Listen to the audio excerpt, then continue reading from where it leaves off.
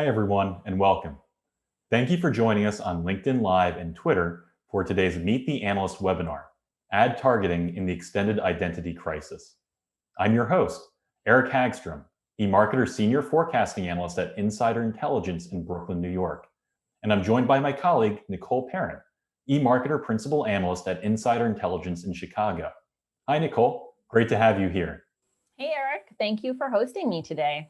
Now, before we get into the main presentation, I'd like to thank BlueConic for making today's webinar possible. We'll be hearing later on from Sam No, Director of Product Marketing at BlueConic. Hi, Sam. Thanks for joining us in New Jersey. Hi, Eric. Thanks so much for having me today. Great to have you. A few things before we dive in. We have a ton of information to share, but there's no need to take notes. We'll email you a link to view the slides and the full recording, but we do want you to participate. Just use the window on the lower right-hand side of your screen to submit questions at any time during the presentation. We'll get to as many as we can during the Q&A. If your colleagues haven't registered yet but still want to join, no problem. Just share the same link that you used to register. So with that, Nicole, let's get started. What's on today's agenda? Well, what's on today's agenda is talking about ad targeting in the extended identity crisis. And I want to start off by kind of level setting about the scope of most of what I'm going to be focused on today. Digital advertising has made for a revolution in marketers' ability to target their ads, which brings them better efficiency and less waste by helping them reach the right person at the right time with the right message. And there's a bunch of different ways that you can do that, including through search, where you've got people who are in market expressing intent by entering keywords that are relevant to your business. But most of what we're going to be focused on today has a lot more to do with display, and especially programmatic display, which was itself really revolutionary in allowing advertisers to use data at scale and at speed to serve, again, the right ad to the right person at the right time. And we estimate that's why programmatic has taken over almost 90% of the display market over the past decade plus. This year, we expect spending on programmatic display in the US to approach $100 billion. It'll far exceed $100 billion next year and exceed 90% of the display market at that point. Within this figure, almost $10 billion this year will be spent on programmatic fees, sometimes referred to as the ad tech tax, which has been denigrated for a long time in our industry, but a lot of that spending is on services that really do facilitate ad targeting. A lot of the spending will also go to data specifically. The IAB estimates that last year there was $12.3 billion in spending in the US on third-party audience data itself, and an additional $8 billion on top of that on data activation solutions. And the vast majority of the data spending went to data that was going to be used for digital channels, as opposed to terrestrial channels, things like traditional TV. Within that bucket of data, the largest chunk gets spent on demographic or firmographic, psychographic, attitudinal type data, although spending on that portion is pretty flat. Where we see the biggest increase has been in spending on behavioral data, excluding transactional data. So that includes, for example, data about the way that internet users browse the web. The US does account for the vast majority of spending on data worldwide. On audience.com estimated toward the end of last year that the US portion of spending within this would be over 30 billion, so 30 billion plus out of about 41 billion last year. China was a very distant second place in this study, with the UK in an even more distant third place. And these numbers are quite a bit larger than what the IAB estimated. That's because this includes more than just first-party data, or more than just third-party data, sorry. It also includes first-party and second-party data, along with the cost of actually collecting and processing that data, for example, in a DMP. And so obviously the big thing in this space when we start talking about first and third-party data is the deprecation of the cookie. So what exactly is happening there? I know that Google recently postponed their deprecation of the third-party cookie in Chrome. Yeah, they sure did. And, that's what is extending the identity crisis. There's a bunch of stuff that's coming together to make it more difficult for advertisers to identify users across channels. There's cookie deprecation, there's the app tracking transparency framework on iOS devices, which went into effect earlier this spring. And there's government regulation like the CCPA, CPRA, and other state level laws that have been passed or discussed more recently than that. And, we'll talk about cookies for a while. This survey was done by Live Intent at the end of last year, and they found that reliance on cookies was still very high. Almost 80% of the US marketers and publishers that they surveyed said they were still dependent on third-party cookies to determine audience identity. And that was after they'd had about a year since Google's announcement that Chrome would be deprecating them. Now, of course, we now know that we have almost an additional 2 years compared to the original timeline. They'll be around through most of 2023. And I've talked to several people in the weeks since that postponement was announced, and several of them have said, advertisers will still be transacting on cookies until the day that they absolutely can't do so anymore. So I think it's really important for advertisers to be testing here, but I also expect they'll still be using third-party cookies for as long as possible. Now, cookies aren't a universal ID now. So we've been having all these conversations about cookies going away. Will there be a universal ID replacement? If there were, it would be an improvement because cookies are already not a universal ID. They only exist in the web environment. And for a very long time, most consumers' digital media time has been spent in non-web environments, primarily mobile apps. We estimate people have spent more time in a given day with mobile apps than the web since at least 2008. So it's always been necessary to use some type of identity resolution to understand who someone is across devices. This is some research that Advertiser Perceptions did last September. They asked people, what do you use ID resolution for?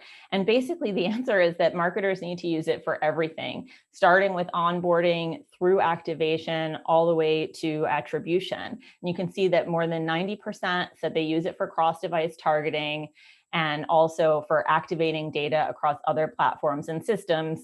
For example, finding them in the bid stream, activating for media campaigns. And essentially, we just see more and more digital time going to cookieless environments every year. CTV viewership, that's a cookieless environment. There's more of that all the time. So we didn't have a universal ID now. You need identity resolution now. You're going to continue to need it in the future. So where are brands in terms of their preparation? So in January, the IAB did a survey. They asked how prepared data professionals were for both cookie changes, other identifier changes, data protection regulations. And overall, about 2/3 said they were ready, but the differences depending on where you were in the ecosystem were vast. And fewer than half of brands said they were ready. That compared to almost 90% of ad tech partners.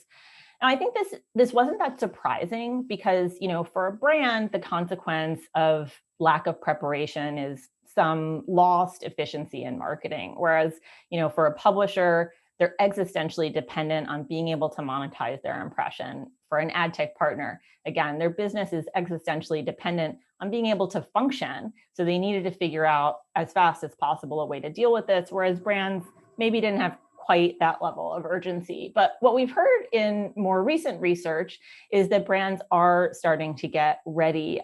Yesterday, actually, I had a podcast with Lauren Fisher at Advertiser Perceptions, and she said in some research that they've done more recently, brands seem to be getting with the program and they are more likely to say they're ready. She says it sounds like they're more ready for this than they were for the GDPR going into effect or for the CCPA going into effect. But she also noted that can mean a lot of different things, and it might only mean that they're sort of starting to have conversations about it. Now, one thing that brands should definitely know is that there will be multiple identifiers. So if you still have this question of who's going to win? What's the one identifier that will kind of come out of this as the one that we'll all use? There isn't going to be such a thing. There's going to be multiple identifiers for multiple use cases. Just one example, you might have some identifiers that turn out to work really well and have great data to help enrich and onboard information into your CRM, whereas others will have better scale in the bid stream and make more sense to use to activate programmatic media. You'll also maybe have some identifiers that have a lot of data about the US market versus others that might have more data about, for example, a European market or a Latin American market. There's also going to be multiple types of targeting that you have to worry about. You're going to have less scale with authenticated identifiers where you deterministically know who someone is, greater scale with non-authenticated ones where you're making more of a probabilistic determination about that. And then you'll also be layering in other options like using flocks, using contextual targeting. And of course, I'm sure you're probably also going to be thinking about some walled garden targeting as well. Sorry, Eric. No worries. So just in general, unlike TV where there's just one real source of truth, one real identifier, in digital there are many, and that's going to be the case for the future, correct? It is going to be the case for the future. And I mean, again, this thing about the extended identity crisis is we were all like stressed and wondering how it was going to shake out, but at least we were going to maybe find out next year. And kind of the thing that we know now is we're not going to find out for a few years. So it's a longer period of uncertainty. But one thing that you can be pretty sure about is there's going to be multiple identifiers. So how do you approach such a complicated situation? Again, be ready to be flexible, be ready to keep on working with those multiple IDs. But I think it's incredibly important for companies to start with a really high-level organizational decision about what you think is ethical to do with data. Compliance is necessary, but it's not sufficient. And part of why we are where we are today is because there's certainly been some consumer backlash to advertiser practices. And I think you really have to make some decisions about what do we feel comfortable with? What do we feel is right for consumers? What types of information should we be collecting? How should we be processing it? How should we be using it? And most importantly, what's the consumer getting in exchange? Because there is supposed to be some kind of value exchange here. Now, that decision that you make about data ethics and what you feel is the right thing to do is going to narrow the rest of your choices and make them a little bit easier. After that, you're going to be looking for things like scale and alignment, and you'll be testing solutions to see if they have those and if they actually work well for your use case. And that's something where you should be starting now. Not every alternative is available yet. Can't really test with flocks yet, but there's lots of identifiers where you can start running some tests and see how they look while cookies are still around for comparison. And also just remember, you're going to have to be flexible because, again, really long period of uncertainty coming up. Yeah, so just the fact that Google postponed their cookie deprecation means that uncertainty about what comes next is going to last for a while. It's going to be a while. But the rest of the world isn't standing still. What is going to change between now and 2023? Yeah, I mean, it's such a good point. Something else that actually Lauren mentioned on the podcast yesterday is we thought we were making these preparations when we had a certain hand of cards already, but we're going to have a different hand in 2 years. So what are some of the things that's going to change out in the world and make the whole picture different 2 years from now? And one is the advances in addressability in both linear and connected TV and the ways that those are converging. So, TV did not do very well last year during the pandemic. Pretty well known that TV ad spending declined. And we at eMarketer actually estimate that linear TV ad spending peaked back in 2018 and will not reach those levels again. But spending on addressable linear TV is going up and actually went up by more than 7% last year, with growth accelerating to more than 33% this year. And, although cord cutting is going on and decreasing the total amount of linear TV inventory available, there's still room for addressable inventory to grow as media sellers make more of that linear inventory available in this way. Programmatic TV also growing even faster than addressable and from a larger base. Now, it might not be as automated as a lot of programmatic display, but it does still allow for more advanced targeting options using data than you would get from a traditional way of buying linear TV. And that's the number one reason why advertisers are interested in these addressable linear TV products. Forrester Consulting did a survey commissioned by a whole bunch of media companies and tech partners. They asked US agencies and brands, what are your objectives for using addressable TV? And more than half said they were looking to improve the effectiveness of the targeting capabilities that they could use for their TV campaigns. And of course, those TV campaigns are still considered very effective, very compelling, very persuasive from an ad format perspective. That sight, sound, and motion that brands love. You can tell a great brand story with a commercial, and you can now do it with better targeting and more efficiency by using addressable. Meanwhile, of course, CTV has been on the rise, and it's becoming more addressable as well, primarily by becoming more programmatic. We estimate that US programmatic CTV spending on video ads alone will rise by almost 70% this year. And that's after going up more than 65% last year. So these are still very strong increases going on because more CTV inventory is becoming available programmatically. And again, in this environment also, we're not necessarily talking about real-time decisioning. So it's maybe not necessarily quite as addressable as a regular programmatic web display ad, but the targeting capabilities are there and they're growing. And again, the research shows that they're the number one reason why advertisers are interested in moving money into this channel. Specifically, IAB asked advertisers the end of last year, why are you moving money from linear TV into either OTT video or CTV? And the number one reason by far was targeting and efficiency. And one thing that I think is really interesting is that it's becoming more possible to do targeting for both linear and CTV in sort of a unified way with a unified media plan. There are lots of tech partners who are helping to facilitate this. For example, by bringing more information about the content of video into the digital video space. TV ads traditionally have been targeted by using content as a proxy for the audience. So you're actually targeting based on the content. Whereas with digital video, it hasn't been possible to do that. You actually don't know what the content is. You only know what the audience is.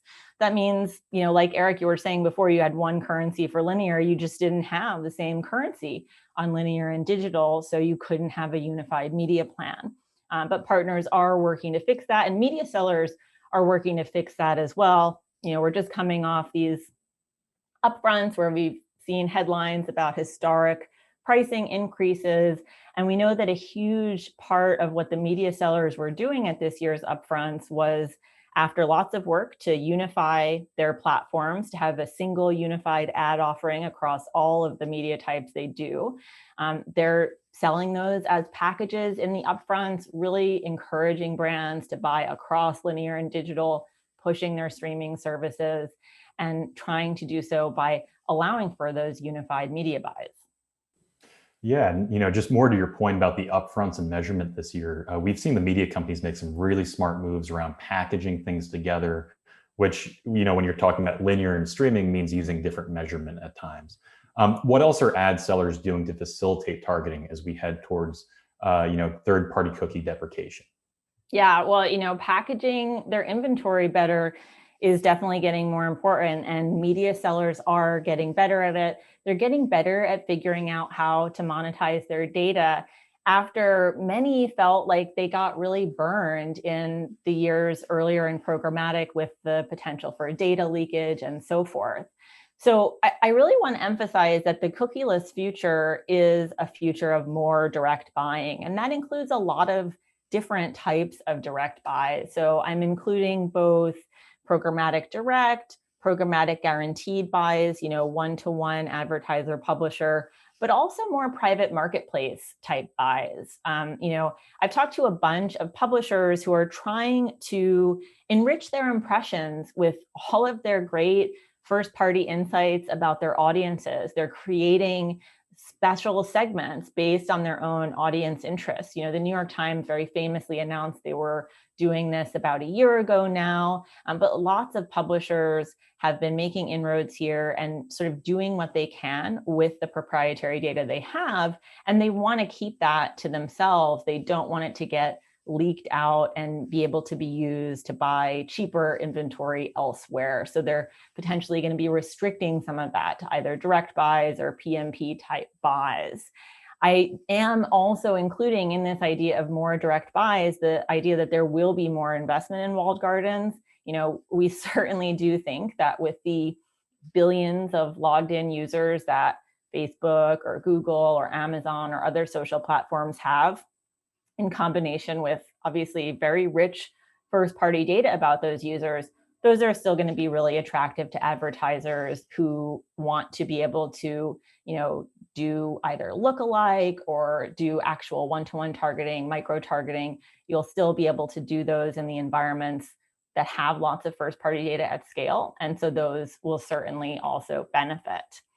And I would also really point to retailers as sort of another class of publisher that has gotten a lot better at monetizing their data, or perhaps you could say they realized that they had data that they could monetize as publishers for perhaps the first time. I think part of what happened here, Eric, you and I have followed this space for a while. I've covered Amazon's ad business since before it became the third leading digital ad seller in the US. That happened back in 2018. I think a lot of retailers saw that happen and they thought, wow, we can really get in on some of this. And you saw some like Walmart decide to invest more in businesses that they already had going. Walmart in-housed their retail media business and grew it tremendously last year. And of course, at the same time with the pandemic, like just turbocharging e-commerce, you have a much higher share of total retail sales that are being transacted online now versus in person. That just makes it even more attractive to advertisers to have their low funnel ads in those spaces. And so we saw more retailers than ever over the course of the past year, 15, 18 months, announce that either they were investing more in pre-existing programs and beefing those offerings up, or launching new programs. Just a few that made these kinds of announcements during 2020 included CVS, Walgreens, Home Depot. So it's really kind of every retailer that you can imagine trying to get in on this trend because they've realized they've got incredibly valuable data, and data is becoming more scarce all across the digital ecosystem. Yeah, this is such an interesting and dynamic space. And we're looking forward, Nicole and I, to hosting a whole webinar about it 2 weeks from today on July 29th. And registration for that webinar also just opened today. Awesome. Yes, definitely looking forward to that. Talking about how, we see retail media advertising on e-commerce sites going up by almost 28% this year. 1 in 8 digital ad dollars at this point gets spent on e-commerce sites. So finally, I just want to kind of wrap up some high-level takeaways from all of what I presented so far. First thing, just can't emphasize enough, don't waste this extra time that Google has given you. It's not 2 years of just breathing room that you get to relax. It's 2 amazing years for you to test and learn about alternatives to third-party cookies, and also to make some really big decisions about what your organization thinks and agrees is the right thing to do with consumer data. Those choices are going to influence all of the other decisions that you're making about how to proceed here, and frankly, in so many other areas of your business, because obviously digital transformation is not limited to ad targeting, and it's affecting so many things, and consumer data privacy and protection is just a huge issue, and it's only going to grow over time. I also want to emphasize that the digital ad world is going to look different 2 years from now. I talked about CTV earlier. Between the end of last year and 2023, annual US spending on programmatic CTV video is going to triple. So it's just, again, a different picture. How important will third-party cookies feel when a much larger chunk of digital budgets and frankly, a larger chunk of total media budgets are being spent in a space like CTV that's always been cookieless? And finally, remember that media sellers are getting a lot smarter about what they do with their data, and that means that they're trying to provide you with more value. And that includes on the targeting side. It also includes on the insights side. And segments that have really rich first-party data are going to make it worth it for you to start working with specific publishers in these private type deals. But of course, you also will have to think about efficiency, and it's going to be challenging to continue to find efficient ways of working with the right publishers for your goals. But that's definitely something that should be at the top of your agenda. And that's it, Eric. Thanks. Hey, that was great, Nicole. Thank you again. Now, before we get to your questions live, we're joined by Sam No, Director of Product Marketing at BlueConic. Welcome, Sam. Thanks again for being here. Hi, Eric. Thanks for having me. Great. So Nicole went into some of the details of how new policies like Apple's ATT framework are going to impact advertising techniques. Could you talk a little bit more about how these frameworks and consumer privacy regulations more broadly will impact companies' data strategies? Yeah, absolutely. And Nicole, great job talking about all of that and all of the trends that are happening now. In total agreement. I think one of the things you mentioned, Nicole, was around this idea of having multiple identifiers, right? Not just for advertising, but maybe across channels, across all of your systems and sources. So broadly speaking, when you think about your data strategy, you have to think about how you're actually going to reconcile all of those things with identity resolution and actually being able to have a view of the customer in some form or fashion that is going to stay up to date, that you are confident in. And that also accounts for all of this ideas of consumer privacy, right? Are you providing the consumer with choice, transparency, and control over their data? In order to do that, you need to be able to identify them across all of the systems and sources that you have. So what is a way to manage that in a system that doesn't create burden for your company or create extra risk in trying to manage that data? So I think broadly speaking about impacting your data strategy, it's really around this idea of having confidence in the data that you have and how you're collecting it, and that for the consumer, it's something that they have consented to, and you're accounting for that in every part of your customer's life cycle. Great. So I'm going to just throw you a real softball here. What are some of the benefits of using first-party data for advertising? Absolutely. A little bit obvious, but I think the one big thing is that you are starting from the customer. You have their consent to use their data, you are collecting their data, you have this rich data set that you're getting from them, either transacting with you or interacting with your website or making offline purchases.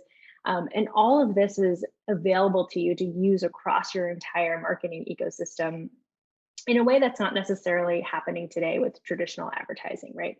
If you're relying on a DMP, for example, for third-party cookies and having to use that as the basis for creating your segments, typically that data is not as reliable as you would like it to be. You're not really sure who you're targeting. You're not really sure whether or not it's getting to the person that you intend to get to.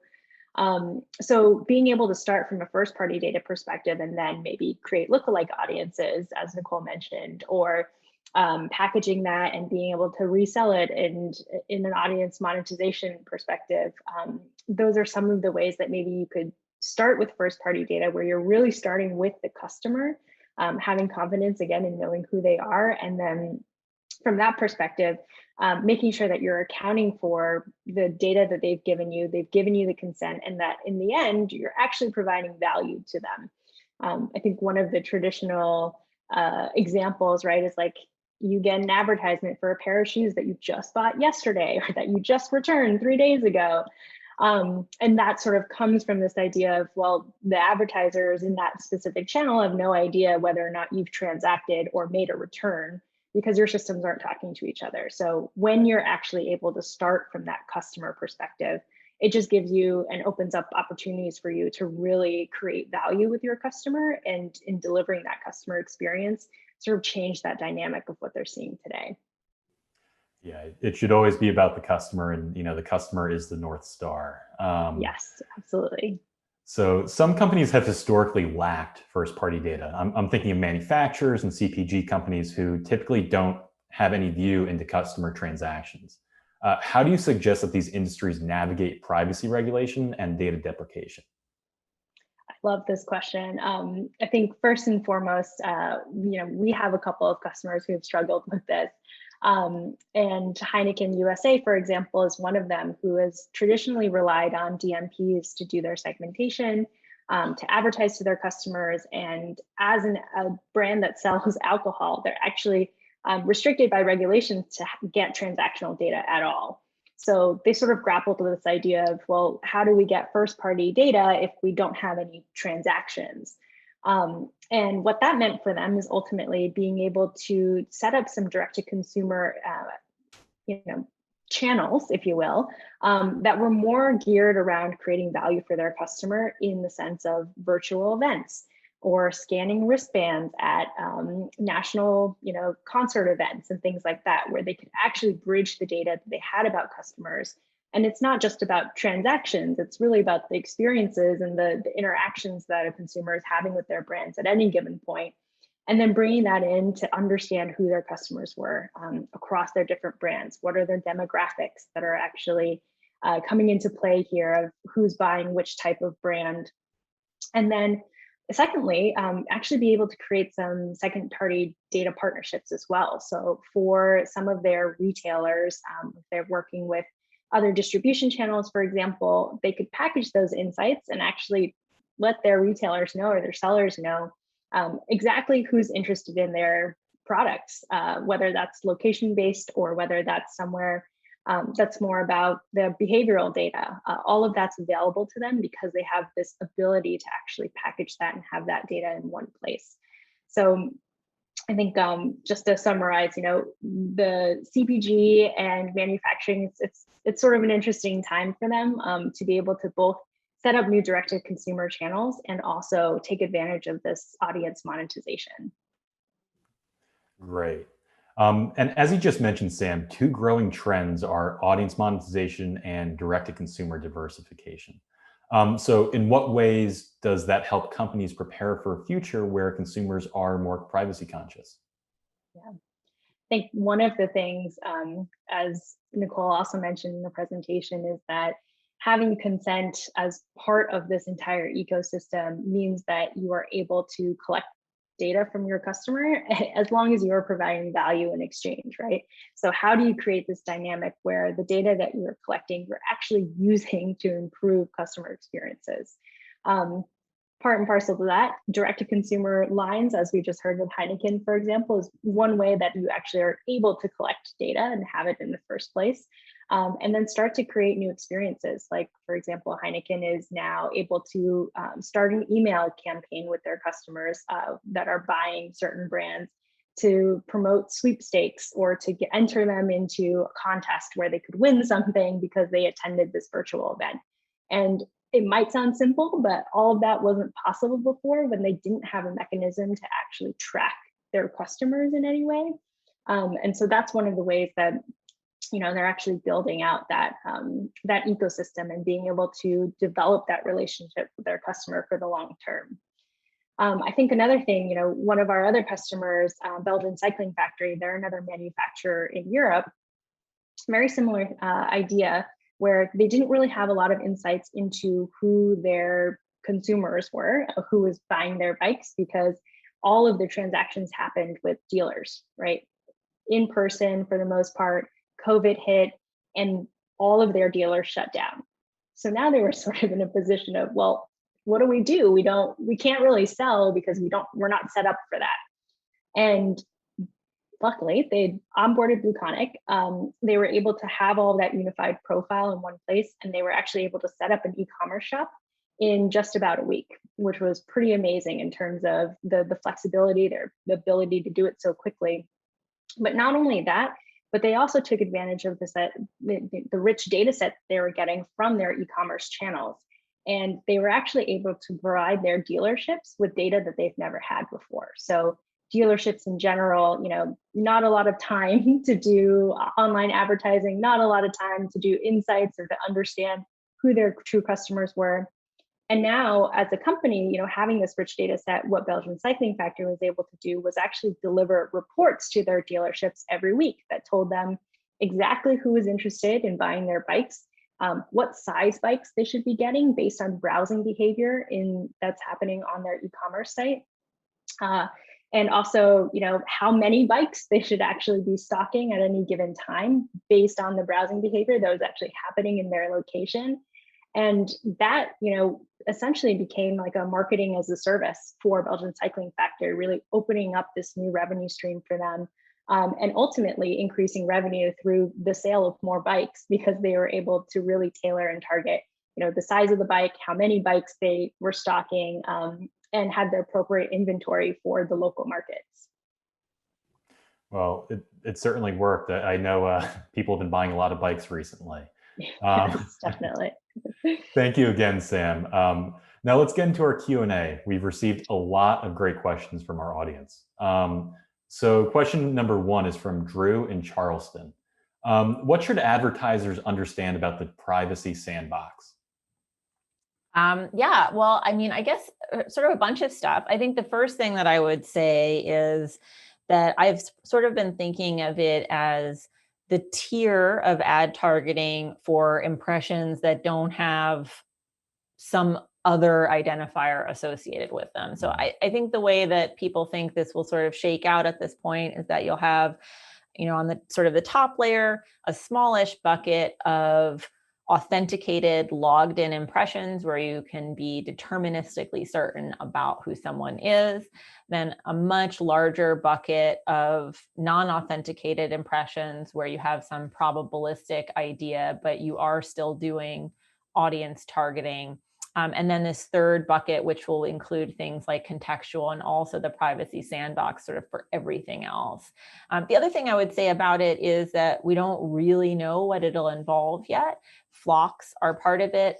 Flocks are cohorts, as is pretty well known at this point. They're interest-based. It's probably the type of targeting that would be most likely to use for prospecting, whereas Fledge is the proposal that sort of mimics retargeting. But again, these things are all up for debate right now in the W3C, the World Wide Web Consortium.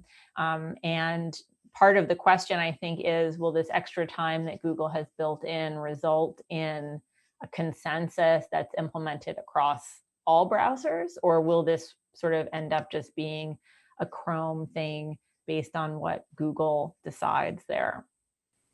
Great. So next question, I'm actually going to bump up in the order because it just ties into that first one pretty well. So question from Corey in Austin. Which use cases for ad targeting will be most challenged by these privacy changes? So prospecting versus retargeting, that sort of thing.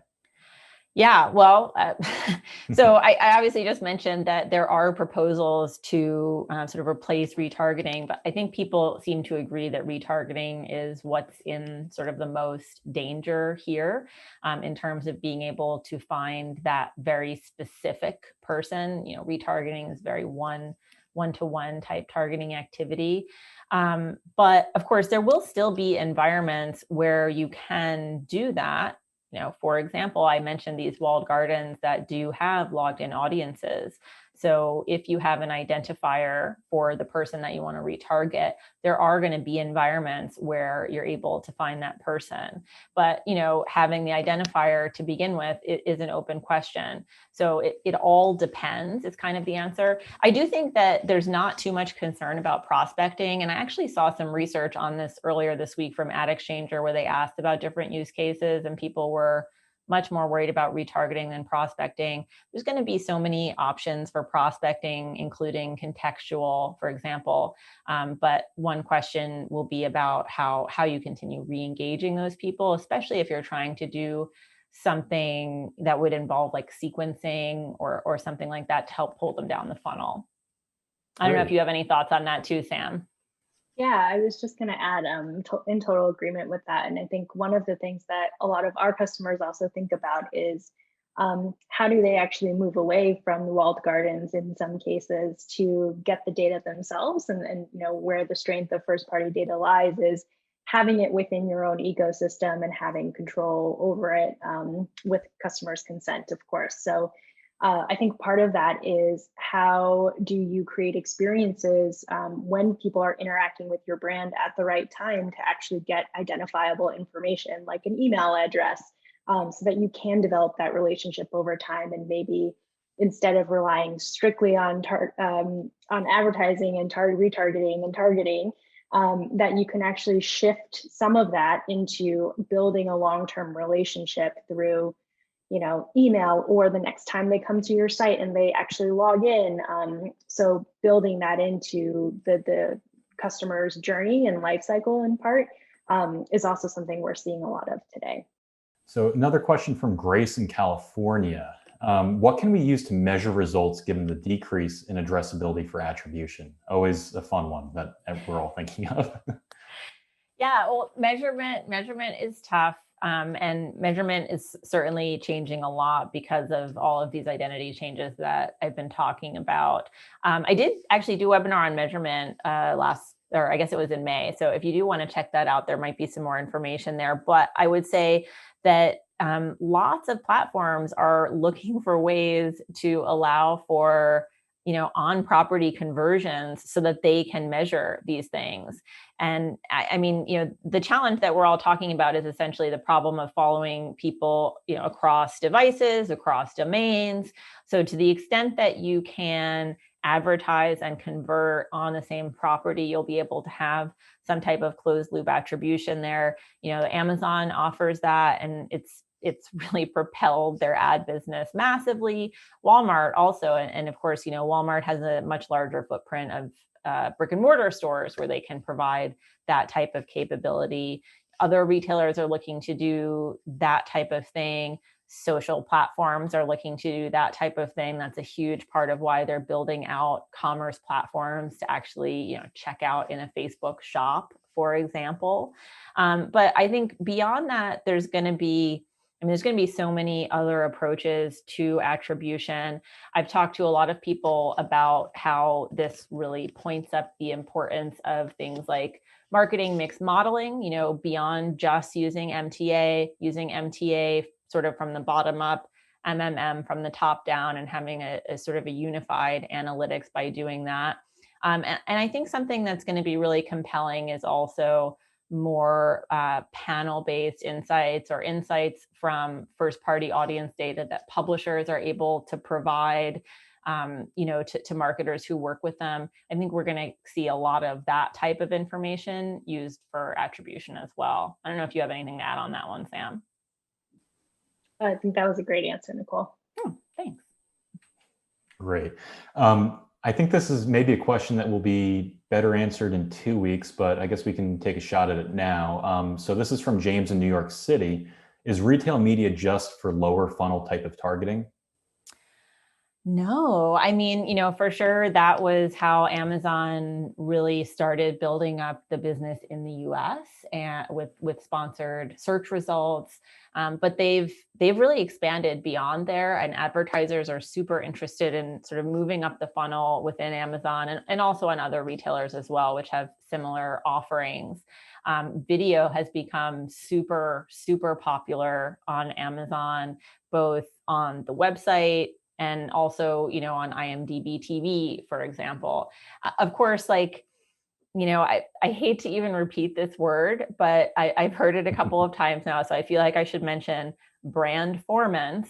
It's this melding, this collapsing of the funnel, I guess. But, when you have opportunities like, again, just as an example on Amazon, to have a video ad that's, say, for a CPG brand, targeted to people that Amazon knows either by that brand or, by their competitor.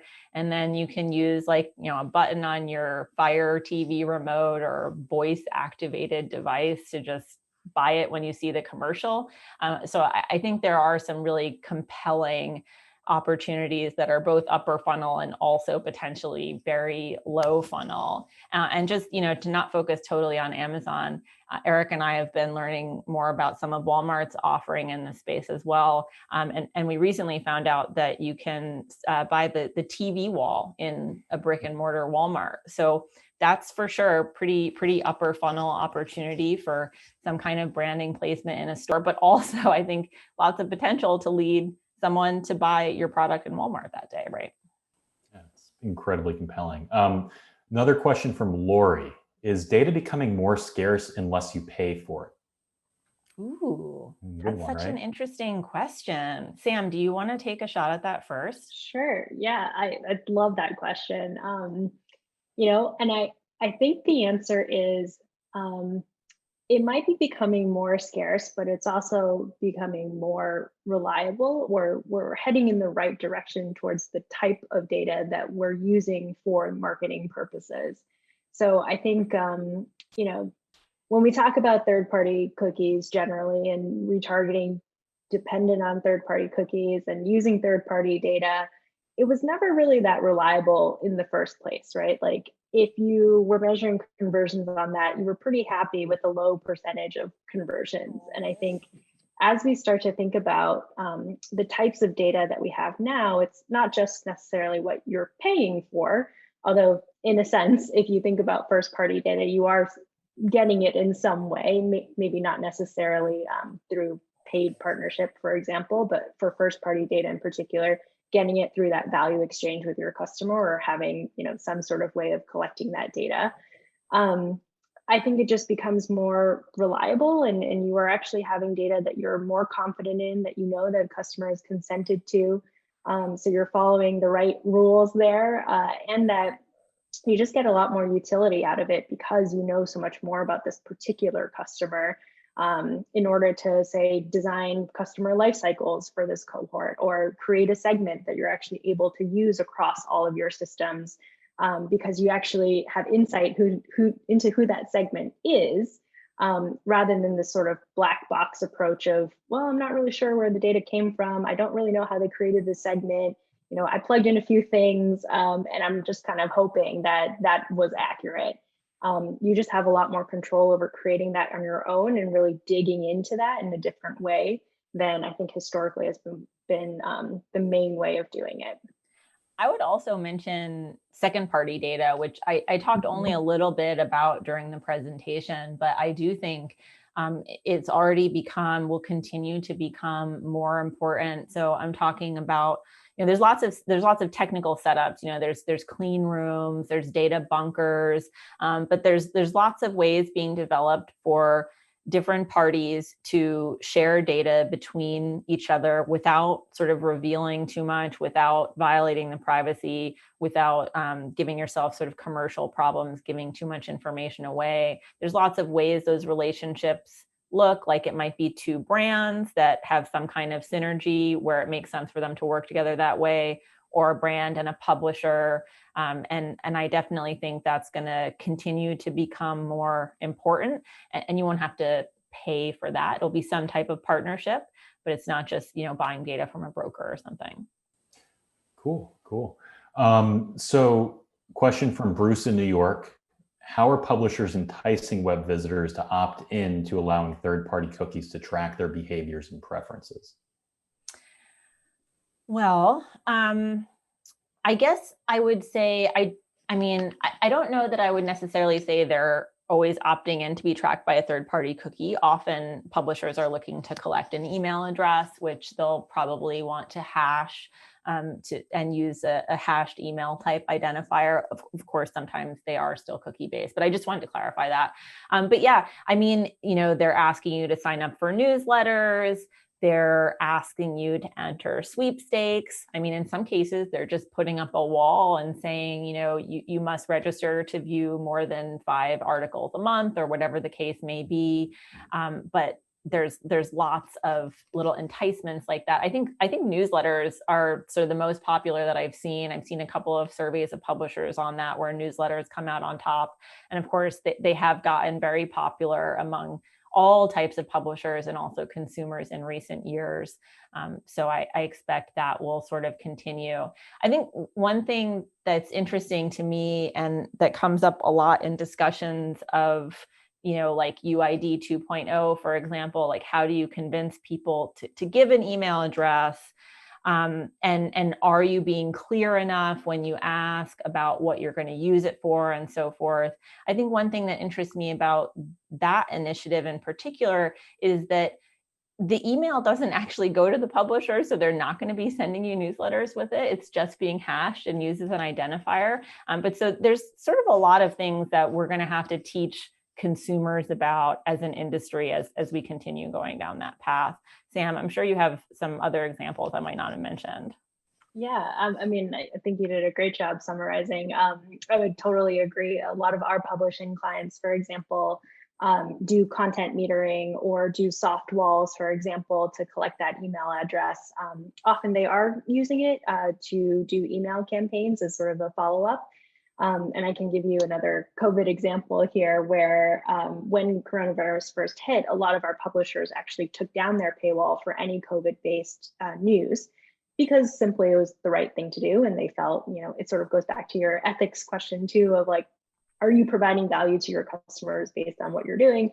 And for them, that meant being able to free up that content for anyone who needed it at that time. But instead, what they did was put up, we'd love to send you a newsletter based, to send you COVID related content if you're interested. And so they saw an astronomical increase of email signups during that time, which they've used throughout this time to continue to build relationships with their customers through email campaigns, through newsletters, et cetera, and haven't seen a ton of opt-outs once people have actually opted in by providing their email address in the first place. So just to add to that, I think it's less about the creating a scenario where you're signing up to consent to third-party tracking necessarily, but more about you're consenting to data in a way that is, again, providing value to you as a customer in some way, because by giving your email address, you're going to get valuable content back. And then to your point about, creating either second party data relationships or things like that as well, a lot of our publishing customers actually are also taking and packaging insights that are coming from their readers and actually giving that to their advertising partners who rely on those insights to give to their creative team to create the content that's actually going to go back on that publisher's site. So again, it's kind of creating this symbiotic relationship there where they're creating the advertiser is creating content that's actually relevant because they're getting insights about the audience from the publisher in the first place. So I hope that answers the question, but definitely this, value exchange is such a big part of it. So really simply, it's all about the customer. It's all about creating something that's valuable and making sure that trade is worthwhile for everyone, right? Yep. Yes, absolutely. Great. Another question. Just in general, what are flocks? I've heard you mention those a few times and I always get confused. Yeah, so it stands for Federated Learning of Cohorts. They're cohorts. Federated learning means that it's this on-device machine learning. So your browsing history data is stored only on your own device. And sort of the way that it actually all works is, it ingests your browsing history and then compares it to that of other Chrome browsers. The machine learning sorts you into a group, a cohort, a flock, because all of these things in the privacy sandbox are bird themed. I guess I should have mentioned that earlier when I was talking about the privacy sandbox. And so what does that mean for the bid stream? It means that what you see in the bid stream is a string of numbers, the number of the flock. There's a bunch of flocks. The flocks are recalculated every 2 weeks. And all that you know about them is a number. You don't know what interests they represent. And they don't just represent one interest. So, some people think that there's going to be like a flock of dog lovers and a flock of long distance runners and a flock of people who are interested in ad tech. But no, in fact, there will be a flock of the people who are interested in all of those things. That would describe me if that wasn't obvious. And all of the other people who share like all of my interests. But you won't know what those interests are. You'll just see this string and you'll have to see which flocks seem to be performing well for you. And again, they will change over time. They're not going to be stable. They'll be recalculated every few weeks. I think that right now we're still settling on they're going to include at least 1,000 people. These are all things that are still a bit up in the air and could change, especially because one thing that we know is that they haven't been doing the origin trials in Europe. So there are some kind of GDPR related questions about this, but that is sort of where we stand now on flocks. It's a cohort based on the sum of all of your web browsing interests. Great. So we have time for one more question. These have all been fantastic, and we've gotten a lot of great questions from our viewers. This is from Saadi in San Francisco. What are your top tips for retargeting in a post-IDFA world? Right? Well, that's really tough. I mean, I don't know. I think you might have stumped me on this, at least for the moment. I guess, the thing about post-IDFA world, app tracking transparency framework is not just a technical specification that says when you do or don't get access to the IDFA. It goes way beyond that. It's sort of this principle about you can't do any type of user level cross app tracking unless the user agrees to that with Apple's ATT prompt. So you can't use other identifiers.